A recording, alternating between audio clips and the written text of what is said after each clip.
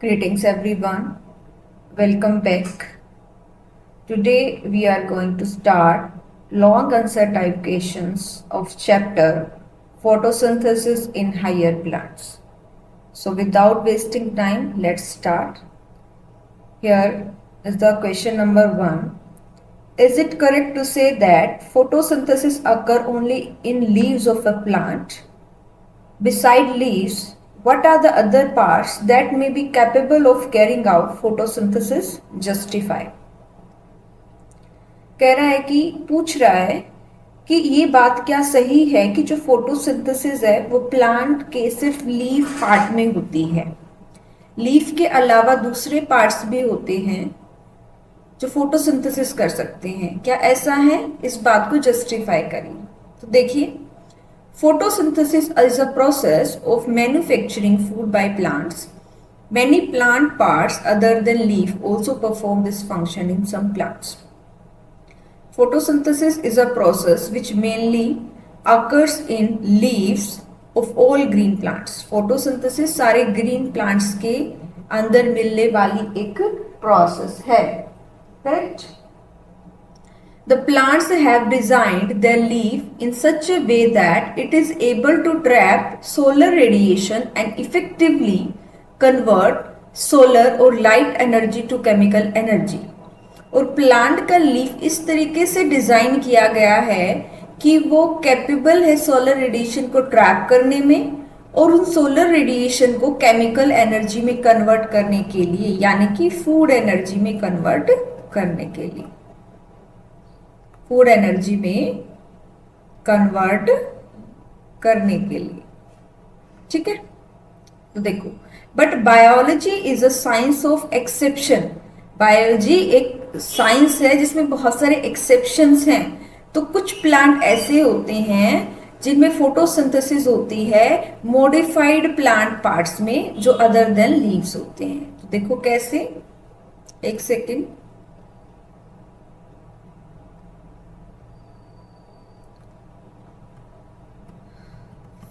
Few examples are as follow. Root as a photosynthetic organ. Root में भी क्या होती है? फोटोसिंथेसिस होती है। देखो, ये रूट है, ठीक है, ये आपको दिख रही है, ये क्या है? रूट्स है, रूट्स है ये इसकी शूट है और ये क्या है? इसके लीफ है, ठीक है। When roots develop chlorophyll and start photosynthesis, they are called the assimilatory roots. Why assimilatory word is used here? Because assimilatory means that part which store food. That's why it is called the assimilatory roots. For example, Trapa and Tinospora. These both are the examples which have the assimilatory roots, correct? Next, stem. When stem has the capability to perform the photosynthesis process, ठीक है। Opuntia, example है Opuntia का। The stem get modified to take up the function of leaves. It becomes flattened, thick and succulent and performs photosynthesis. Succulent word आ गया, मतलब xerophytic condition है। तो leaf तो एक स्पाइन की फॉर्म में हो गया, क्यों? वाटर लॉस ना कर दे लीफ। तो जो पहले लीफ ऐसे था वो स्पाइन की फॉर्म में आ गया, लेकिन जो स्टेम थी वो थिक हो गई, मोटी हो गई, फ्लैट हो गई, और ऐसे स्ट्रक्चर को बोलते हैं फाइलोक्लेड, करेक्ट। नेक्स्ट है बेटा पिटियोल। पिटियोल क्या होता है? लीफ का वो पार्ट जो स्टेम से जुड़ा होता है। ये क्या है? पिटियोल। ये है लीफ का ब्लेड या फिर lamina. This is the petiole. Petiole part जब मॉडिफाई हो जाता है as photosynthetic organ in Australia, acacia, Australia के अंदर जो अकेशिया प्लांट मिलता है उसके जो पिटियोल है उसने ऐसी शेप ले ली है, फंक्शन ले लिया है फोटोसिंथेसिस का, because leaf lamina soon fall of.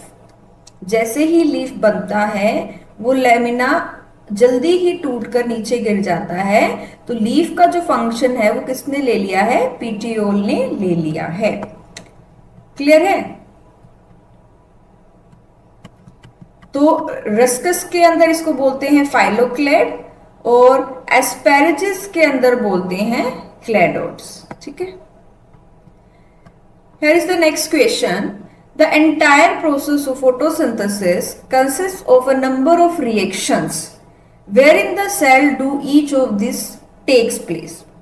Photosynthesis की प्रोसेस में कुछ रिएक्शंस हुई हैं, बताना है कि सेल के अंदर कहाँ हुई है। तो एटीपी और एनएडीपीएच कहाँ बना है बेटा? थाइलाकॉइड की मेम्ब्रेन में। थाइलाकॉइड मेम्ब्रेन, यहाँ पे भी लिखा हो thylakoid membrane. Photolysis of water क्या हुआ है? थाइलाकॉइड की इनर साइड ऑफ मेम्ब्रेन पे। ठीक है, ये थाइलाकॉइड है, इसकी इनर मेम्ब्रेन है, इसकी इनर साइड पे हुआ है और इसकी आउटर साइड पे रिडक्टेज एंजाइम होता है। फिक्सेशन ऑफ CO2 कहाँ हुई है? स्ट्रोमा में हुई है। Dark reaction. शुगर मॉलिक्यूल कहाँ बना है बेटा? क्लोरोप्लास्ट के अंदर बना है। सेल के कहाँ बना है? क्लोरोप्लास्ट में। स्टार्च कहाँ बना है? वो बना है साइटोप्लाज्म में, क्योंकि क्लोरोप्लास्ट ने तो ग्लूकोज बना दिया। स्टोर जाके कहाँ होगा? वैक्यूल में। और वैक्यूल कहाँ है बेटा? साइटोप्लाज्म में। क्लियर है? नेक्स्ट देखिए question number 3। Which property of the pigment is responsible for its ability to initiate the process of photosynthesis?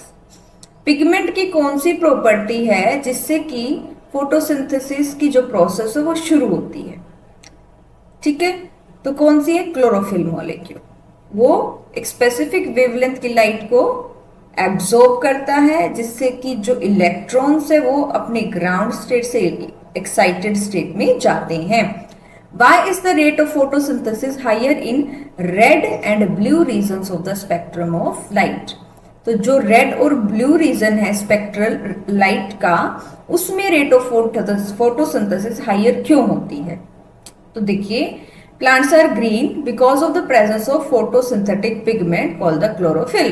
They absorb all color of light except green. वो green को छोड़ करके सारे कलर की light को absorb करते हैं। ठीक है। Chlorophyll pigments are present in the thylakoid membrane. Thylakoid membrane में प्रेजेंट होता है chlorophyll molecule. They have the property of excitability. उनके अंदर एक्साइटेबिलिटी की प्रॉपर्टी यानी कि एनर्जी लेकर के वो इलेक्ट्रॉन को ग्राउंड स्टेट से एक्साइटेड स्टेट में पहुंचाने की कैपेबिलिटी है। दो this electron is replaced and transferred by the electron generated from the splitting of water. जब वाटर स्प्लिट करता है, ठीक है, तो ये जो इलेक्ट्रॉन को कौन रिप्लेस करता है? वाटर स्प्लिटिंग से मिलने वाले इलेक्ट्रॉन। अब आते हैं रेड एंड ब्लू लाइट। इनमें मैक्सिमम एनर्जी होती है which a chlorophyll pigment absorb and get excited and initiate the process of photosynthesis. Also its wavelength are 400 to 700 nanometer. और इसको क्या बोलते हैं? पार। क्या बोलते हैं? PAR. Photosynthetic active radiation 400 to 700 की जो रेंज है, that is known as photosynthetic active radiation. Thus the rate of photosynthesis is higher in red and blue light. Next question, important one. Question number 4. What can we conclude from the statement that action and absorption spectrum of photosynthesis overlap? At which wavelength do they show peaks? किस wavelength पे वो peak show करते हैं? तो एक हमारे पास word है बेटा एक्शन स्पेक्ट्रम। एक्शन का मतलब जब फोटोसिंथेसिस होती है। एक है एब्जॉर्प्शन स्पेक्ट्रम, जिसमें कौन से टाइप की और कौन सी वेवलेंथ को जो पिगमेंट है वो एब्जॉर्ब कर रहा है। तो देखो, पहले लाइट को एब्जॉर्ब करेगा तभी तो फोटोसिंथेसिस की प्रोसेस होगी। मान लो मेरी 400 से 700 के बीच में ये पीक्स आती है, ठीक है। तो इस पीक पे फोटोसिंथेसिस करेगा तो एक्शन स्पेक्ट्रम भी क्या आएगा? इस पीक के साथ ही आएगा। अब यहाँ पर एब्जॉर्प्शन शो कर रहा है तो यहीं पे क्या होगी? फोटोसिंथेसिस की पीक आएगी। तो ये बता रहा है, ये पूछ रहा है कि कौन सी वेवलेंथ पे ये पीक शो करते हैं। ठीक है। और इस स्टेटमेंट से हम क्या कंक्लूड करते हैं कि एक्शन स्पेक्ट्रम और एब्जॉर्प्शन स्पेक्ट्रम ओवरलैप करते हैं। देखो यहाँ पे आ गए ना, एक ही एक्सिस पे, एक ही लाइन पे आ गए। तो देखो absorption spectrum, this depicts the absorption of light of different wavelengths by chlorophyll A, B, xanthophyll and carotenoid। ये दिखा रहा है, देखो यहाँ पे तो absorbance of light by the chloroplast pigment, ठीक है। देखो फर्स्ट वाला देखते हैं, क्लोरोफिल ए ब्लैक वाला, दिस वन, एक पिक शो करी, फिर एक पिक यहां जाके शो की, ठीक है। कैरोटिनॉइड्स ने हल्की सी यहां दो पिक शो करी है, कैरोटिनॉइड्स का, क्लोरोफिल ए का ये है, ठीक है। ये कैरोटिनॉइड का यहीं तक रह गया। फिर क्लोरोफिल बी, इसकी देखो ये एक पीक ये है इसकी, और फिर एक जाके थोड़ी सी पीक इसने यहां शो की है। तो आप देख सकते हो कि क्लोरोफिल ए मॉलिक्यूल की तो पीक यहां पर है, क्लोरोफिल बी की पीक यहां पर है, ठीक है। क्लोरोफिल ए मॉलिक्यूल की पीक यहां पर है, क्लोरोफिल बी मॉलिक्यूल की पीक यहां पर है। यानी कि इस वेवलेंथ की लाइट को क्लोरोफिल ए क्या कर रहा है, एब्जॉर्ब कर रहा है। इस वेवलेंथ को क्या कर रहा है, कैरोटिनॉइड भी कर रहे हैं और क्लोरोफिल बी कर रहा है। फिर ये वेवलेंथ की लाइट को जो है वो कैरोटिनॉइड्स एब्जॉर्ब कर रहे हैं। ये वेवलेंथ की लाइट को बेटा कौन एब्जॉर्ब कर रहा है, क्लोरोफिल बी, और ये वेवलेंथ को कौन एब्जॉर्ब कर रहा है, क्लोरोफिल ए, ठीक है। तो ये था बेटा एब्जॉर्प्शन स्पेक्ट्रम। अब दूसरे एक्शन स्पेक्ट्रम पे आ जाइए। This show the rate of photosynthesis in plant in light of different wavelength. अब यहाँ पे रेट आ गया है, ये वेवलेंथ है, यहाँ पे रेट आ गया है। अब देखो इसकी पीक, देखो एक पीक मुझे यहाँ हाई दिखाई दे रही है, एक पीक मुझे यहाँ पर इसकी दिखाई दे रही है, ठीक है। तो ऊपर वाले के साथ अगर मैं सुपर इम्पोज करके इसको देखूं तो देखिए क्लोरोफिल ए मॉलिक्यूल की यहाँ पीक आई थी, ये लाइट एब्जॉर्ब हुई थी। देखो ये तो एब्जॉर्प्शन का और ये एक्शन का है, दोनों क्या कर रहे हैं, एक ही एक्सिस पे आ रहे हैं। यहाँ पे भी दोनों क्या आ रहे हैं, एक ही एक्सिस पे, ठीक है। तो इस वेवलेंथ पे फोटोसिंथेसिस का रेट ज्यादा है, इस वेवलेंथ पे फोटोसिंथेसिस का रेट ज्यादा है। और अगर आप ये देखोगे तो ये किसकी है, क्लोरोफिल ए मॉलिक्यूल की। देखिए superimposed absorption action spectrum. When we superimposed both action and absorption spectrum, it shows that in the region of red and blue light, the chlorophyll A and B harness the maximum light energy and are the main photosynthetic pigment. ये action, जब action spectrum और absorption spectrum को जब हम super impose करेंगे, एक के ऊपर एक रखेंगे, तो ये दिखाएगा कि जो रेड और ब्लू लाइट की जो रीजन है वहां पर क्लोरोफिल ए और बी मैक्सिमम लाइट एनर्जी को एब्जॉर्ब कर रहा है और मैक्सिमम क्या हो रही है, फोटोसिंथेसिस की प्रोसेस हो रही है। So the rate of photosynthesis is high in these two reasons. It shows maximum activity peak at wavelength red light 660 to 670 nanometer, 430 to 470 nanometer that is the blue, and 390 to 430 nanometer that is the violet. और green पे तो ये absorb करता ही नहीं है। अगर उसमें आ जाए बेटा, एक MCQ मैंने कराया था, आई थिंक NCERT में था या फिर MCQ टाइप क्वेश्चन आंसर में था, उसमें यही था कि कौन सा पिगमेंट एब्जॉर्प्शन शो नहीं करता है, that is the green. Red पे भी होती है, ब्लू पे भी होती है और वायलेट पे भी होती है। आई होप आपको क्लियर हुआ होगा। नेक्स्ट आ जाइए question number 5। Under what conditions are C4 plants superior to C3 plants. बहुत बार पढ़ चुके हैं बेटा, C4 में फोटो रेस्पिरेशन नहीं होता, C3 में फोटो रेस्पिरेशन होता है। क्यों नहीं होता, स्पेशल टाइप की एनाटॉमी होती है, दैट इज द क्रैन्स एनाटॉमी, ठीक है। यहाँ पर क्रैन्स एनाटॉमी नहीं होती है। तो different plant show different adaptation in carrying out the photosynthesis. This process is important for autotrophs as it synthesize food for survival of plant and animals as well. C4 plant are advantageous in following way. पहला है these plants can carry out photosynthesis even at low concentration of CO2, come concentration पे भी, और shortage of water होती तब भी। क्यों? हमारे पास मीजोफिल सेल है, हमारे पास बंडल शीथ सेल है। अब मीजोफिल सेल से क्या बन के आएगा? मैलिक एसिड बन के आएगा, और उस मैलिक एसिड बन के आएगा, और वो क्या कर देगा? रिलीज कर देगा CO2 को। तो बाहर से लेने की हमें कम नीड पड़ी, तो लो कंसेंट्रेशन में भी हम ये प्लांट्स क्या कर सकते हैं? फोटोसिंथेसिस कर सकते हैं।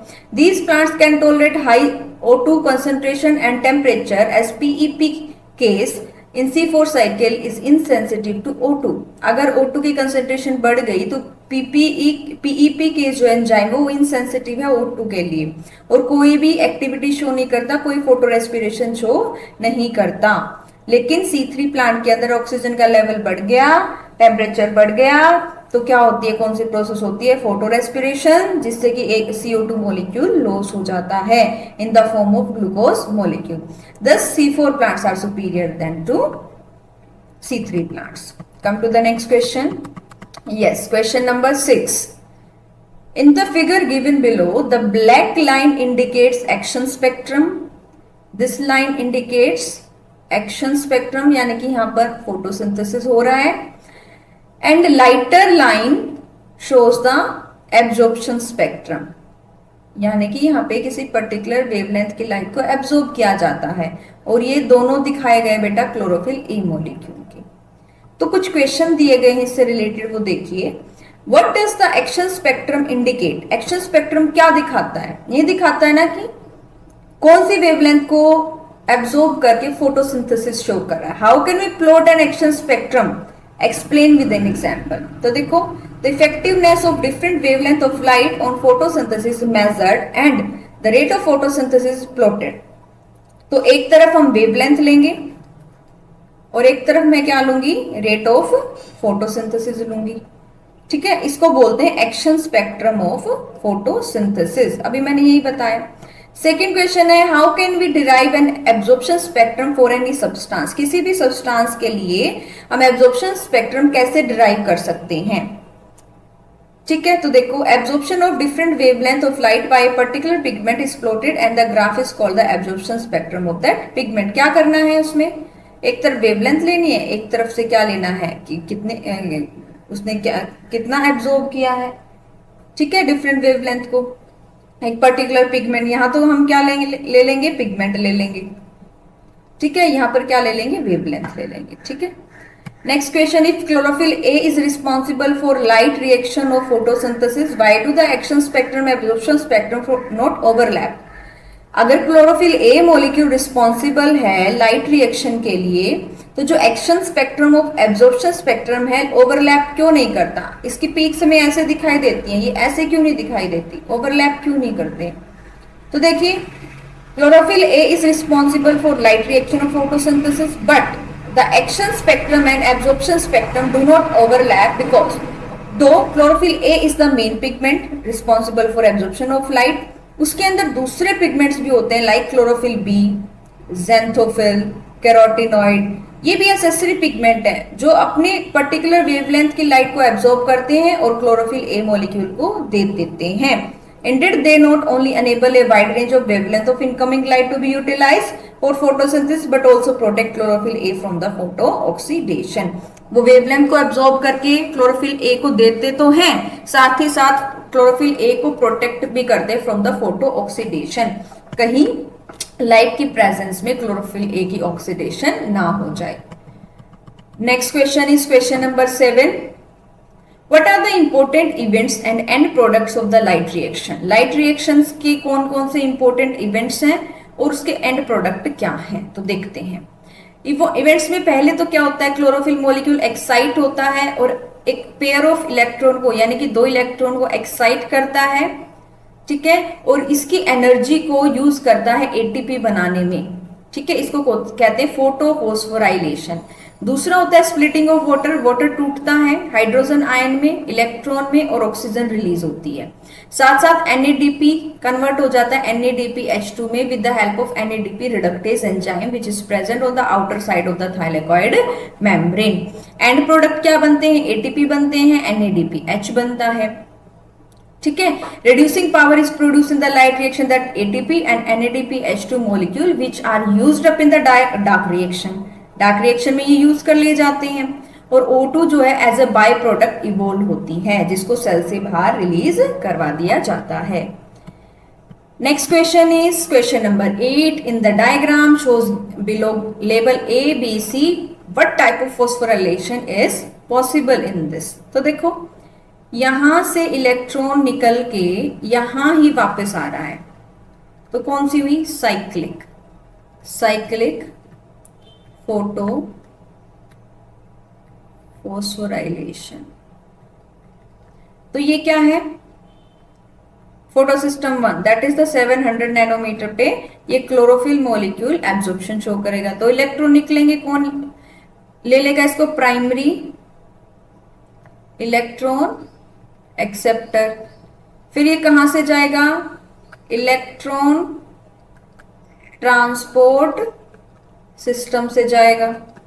ठीक है, और ये ABC हमें पूछ रखे थे। ठीक है, नेक्स्ट है बेटा question number 9 why is the rubisco enzyme more appropriately called the RUBP carboxylase oxygenase and what important role does it play in photosynthesis. तो बहुत बार मैं ये चीज एक्सप्लेन कर चुकी हूँ कि रुबिस्को एंजाइम दो तरीके से काम करता है, कार्बोक्सिलेज और ऑक्सीजनेज। जब कार्बन डाइऑक्साइड की अमाउंट ज्यादा होती है तो बाइंड कर लेता है कार्बन डाइऑक्साइड को, जब ऑक्सीजन की अमाउंट ज्यादा होती है, टेम्परेचर हाई होता है तो बाइंड कर लेता है ऑक्सीजन को।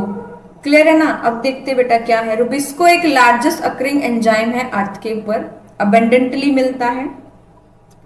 RUBP कार्बोक्सिलेज एंड ऑक्सीजनेज के दो नेचर है, dual nature it has affinity for both CO2 and O2 but more affinity for CO2 than O2, correct। concentration of 2 determines which of the two will bind to the enzyme। तो CO2 और O2 की concentration पे depend करता है कि RUBP किसके साथ bind करेगा। तो दो सिचुएशन हम लेते हैं, नॉर्मल कंडीशन में when CO2 and O2 concentration are normal तो ये एक्ट करता है कार्बोक्सिलेज की तरह और फिक्स करेगा CO2 को। ठीक है, किसके साथ कंबाइन करके, RUBP शुगर के साथ, राइबोलोज बाइफॉस्फेट, और C3 साइकिल ऑपरेट होके क्या बन जाएगा, ग्लूकोज मॉलिक्यूल बन जाएगा, first product of the photosynthesis. Second condition है कि O2 कंसेंट्रेशन ज्यादा हो गई, CO2 कम हो गया, तो ये ऑक्सीजनेज की तरह काम करेगा। ठीक है, और C2 साइकिल ये परफॉर्म करना शुरू कर देगा, फोटो रेस्पिरेशन। ठीक है, जिसमें RUBP बाइंड कर जाएगा O2 से और बना देगा फॉस्फोग्लाइकोलेट। इसमें एक कार्बन की क्या हो जाती, फिर आगे जाके लॉस हो जाता है। फिर सीफ्रो प्लांट्स के अंदर इस ऐसा मैकेनिज्म है जहां पर ये एंजाइम होता है, वहां पर कार्बन डाइऑक्साइड की कंसेंट्रेशन को इंक्रीज कर दिया जाता है, और जैसे ही कार्बन डाइऑक्साइड की कंसेंट्रेशन इंक्रीज हुई ये एक कार्बोक्सिलेज की तरह काम करेगा और ऑक्सीजनेज की एक्टिविटी को मिनिमाइज कर देगा। Next question is question number 10 what special anatomical feature are displayed by leaves of C4 plants. वही क्रैन्स एनाटॉमी क्या दिखाता है बेटा, क्रैन्स एनाटॉमी दिखाता है। इसके अंदर जो वेस्कुलर बंडल के चारों तरफ बंडल शीथ सेल होती हैं। ठीक है, बंडल शीथ सेल होती हैं। दूसरा जो क्लोरोप्लास्ट होते हैं वो दो टाइप के होते हैं, granal and agranal. Mesophyll cell के अंदर तो क्या होते हैं, ग्रेनल, और बंडल शीथ सेल के अंदर क्या होते हैं, ए ग्रेनल। तो देखो Kranz anatomy, it is a feature exhibited by the C4 plants. These possess two type of chloroplasts in their leaves. A granule chloroplast found in the bundle sheath cell और granal कहाँ मिलते हैं, mesophyll cell के अंदर। Bundle sheath cell के अंदर C3 cycle होती है क्योंकि वहां पर RUBP रुबिस्को एंजाइम प्रेजेंट होता है, और मीजोफिल सेल के अंदर कौन सी प्रोसेस होती है, C4 साइकिल होती है। C4 प्लांट ज्यादा एफिशिएंट होते हैं, हाई O2 कंसेंट्रेशन के होने के बावजूद भी वो क्या है, फोटो रेस्पिरेशन शो नहीं करते, ठीक है। Many important crop plant that is monocot show the C4 cycle like maize, sorghum, sugar cane and millet. Clear है। नेक्स्ट क्वेश्चन पे आ जाइए। Question number 11, name the two important enzymes of C3 and C4 pathway respectively, what important role do they play in fixing CO2। C3 के अंदर जो mesophyll cell के अंदर तो रुबिस्को होता है, C4 पाथवे में होता है PEP केस। ठीक है, ये क्या करेगा, PEP के साथ CO2 को बाइंड करेगा और क्या बनाएगा, ऑक्सैलो एसिटिक एसिड। रुबिस्को क्या करेगा, RUBP एक कीटोज शुगर के साथ CO2 को बाइंड करके क्या बना देगा, PGA। ठीक है, तो इंपॉर्टेंट एंजाइम जो C3 के अंदर होता है RUBP कार्बोक्सिलेज ऑक्सीजनेज होता है। ठीक है, और C4 के अंदर इसके अलावा रुबिस्को भी होता है। ठीक है, किसके अंदर होता है, ये बंडल शीथ सेल के अंदर। और PEP किसके अंदर होता है, मीजोफिल सेल के अंदर। ठीक है, तो अगर हम बात करें C3 साइकिल की, तो उसमें RUBP कार्बोक्सिलेज ऑक्सीजनेज होता है, जो RUBP में CO2 को ऐड करके क्या बना देता है बेटा, PGA बनाता है। और ये जो RUBP होता है ये 5 कार्बन कंपाउंड होता है। ठीक है, और C3 साइकिल का पहला जो स्टेबल कंपाउंड बनता है वो PGA बनता है। C4 की बात करें तो इसमें इंपॉर्टेंट एंजाइम होता है phosphoenol pyruvate, that is the PEP carboxylase. ये CO2 को फिक्स करता है और क्या बनाता है, ऑक्सैलो एसीटेट बनाता है, जो पहला स्टेबल प्रोडक्ट होता है C4 साइकिल में। Next question number 12, why is Rubisco enzyme the most abundant enzyme in the world. क्यों इसको ये कहा जा रहा है कि मोस्ट अबंडेंट एंजाइम है, तो देखिए, Rubisco, now termed as RUBP carboxylase oxygenase, is widely occur enzyme because Rubisco is used in the Calvin cycle to catalyze to catalyze the first major step of carbon fixation। तो carbon fixation का जो पहला very first step होता है Calvin cycle में, वो कौन perform करवाता है, रुबिस्को एंजाइम। ठीक है, Rubisco is though to the most abundant protein in the world since it is present in every plant that undergoes photosynthesis and molecular synthesis through the Calvin cycle। अब हर एक plant के अंदर present है बेटा, तो obviously most abundant protein होगा। It makes about 20 to 25% of the soluble protein in the leaves and is made on the earth at the rate of 1000 kg per second। पर second में कितना बनता है, 1000 kg। It is estimated that every person on earth is supported by about 44 kg of Rubisco। तो हर एक जो every person on earth is supported by 44 kg of Rubisco enzyme। तो हर एक जो पर्सन है अर्थ पे, उसको सपोर्ट जो रुबिस्को एंजाइम करता है उसका 44 kg जो होता है वो हर एक पर्सन को सपोर्ट करता है अर्थ के ऊपर। नेक्स्ट है question number 13, why does not photorespiration takes place in C4 plants. अभी बताए क्रैन्स एनाटॉमी होती है, फोटो रेस्पिरेशन C3 साइकिल के साथ यानी कि हाँ C3 प्लांट के साथ एसोसिएटेड होती है, जहां पर कार्बन डाइऑक्साइड का लॉस हो जाता है। क्यों, क्योंकि ऑक्सीजन बढ़ जाती है।